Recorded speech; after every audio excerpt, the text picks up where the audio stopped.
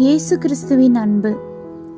இயேசு கிறிஸ்து மரிக்கவில்லை என்று ஒரு சாரார் கூறிக்கொண்டிருக்க, அவர் மரித்து காஷ்மீரில் அடக்கம் செய்யப்பட்டார் என்று ஒரு சாரார் கூறிக்கொண்டிருக்க, கிறிஸ்துவை பின்பற்றுகிறவர்களாகிய நாமோ வருடத்தின் ஒரு சில நாட்களில் மட்டுமல்ல, கர்த்தர் வருமளவும் அவருடைய மரணத்தையும் அவருடைய தியாகத்தையும் மரணத்தை ஜெயித்து உயிர் தெழுந்ததையும் நினைவு கூற கடமைப்பட்டிருக்கிறோம்.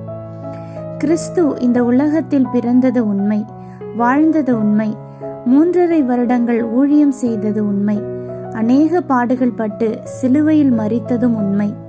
அதே போல 3ஆம் நாள் உயிரோடு எழுந்ததும் உண்மையிலும் உண்மை. நாம் மரித்த ஒரு கடவுளை ஆராதிக்கவில்லை, ஆனால் உயிரோடு எழுந்து இன்றும் நமக்காக பிதாவினிடத்தில் பரிந்து பேசிக் கொண்டே இருக்கும் உயிருள்ள தெய்வமாகிய கிறிஸ்துவையே ஆராதிக்கிறோம். எத்தனை 1000 பேர் வந்து அவர் மரிக்கவில்லை என்று சொன்னாலும், நிரூபிக்க முயற்சித்தாலும் அவை வீணானது, பொய்யானது. அவர் மரித்தார், உயிர்த்தார் என்கிற உண்மையை யாராலும் மாற்ற முடியாது. அல்லேலூயா. கிறிஸ்துவின் உயிரை எடுக்க யாருக்கும் அதிகாரம் இல்லை. நானே அதை கொடுக்கிறேன், அதை கொடுக்கவும் எனக்கு அதிகாரம் உண்டு, அதை மறுபடியும் எடுத்துக்கொள்ளவும் எனக்கு அதிகாரம் உண்டு என்று இயேசு கிறிஸ்து கூறினார். அப்படியே சிலுவையில் அவரை தமது ஜீவனை பிதாவினிடத்தில் ஒப்புக்கொடுத்தவராக ஜீவனை விட்டார். உலகத்தின் பாவத்தை சுமந்து தீர்ப்பதற்காக அவர் தமது ஜீவனை சிலுவையில் அறையப்பட ஒப்புக்கொடுத்தார். அநேக முறை அவரை கொல்லுவதற்கு அப்போதிருந்த பரிசேயரும் சதுசேயரும் முயற்சித்தாலும் அவற்றிலிருந்து அவர் தப்பி தம்மை பிதாவினுடைய சித்தத்தின்படி குற்றமற்ற தமது விலையேற பெற்ற இரத்தத்தை சிந்தி மனுக்குலத்தின் பாவத்தை போக்கும்படி சிலுவையில் தமது கடைசி சொட்டு இரத்தத்தையும் சிந்தி தம் ஜீவனை கொடுத்தார். கிறிஸ்து நமக்காக சிலுவையில் பட்ட பாடுகள் மிகவும் கொடியதாகும்.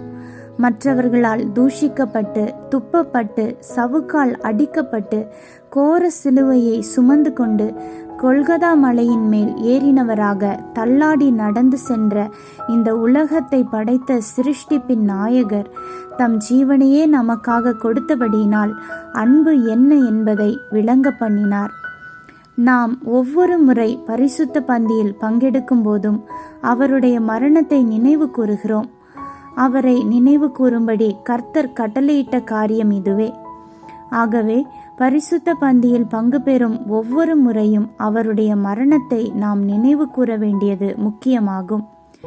கிறிஸ்து சிலுவையில் தொங்கிய பொழுது அவர் 7 அருமையான வார்த்தைகளை மொழிந்தார். அந்த வார்த்தைகளை துக்க வெள்ளி அன்று ஒவ்வொரு சபையிலும் பேசி தியானித்து வருகின்றனர். கர்த்தர் சிலுவையில் மொழிந்த அந்த 7 வார்த்தைகளை குறித்து இந்த நாட்களில் ஒவ்வொரு நாளும் ஒவ்வொரு வார்த்தையாக தியானிக்க இருக்கிறோம். கர்த்தர் சொல்லிய ஒவ்வொரு வார்த்தையிலும் வல்லமையுண்டு, ஜீவனுண்டு. அது நம்மை சீர்திருத்த வைக்கிற வார்த்தைகளாய் இருக்கிறபடியால் அவற்றை நாம் தியானிக்க வேண்டும். நாளைய தினத்திலிருந்து ஒவ்வொரு வார்த்தையாக நாம் தியானிக்க இருக்கிறோம். கர்த்தர் தாமே மகிமைப்படுவாராக. ஆமேன். அல்லேலூயா.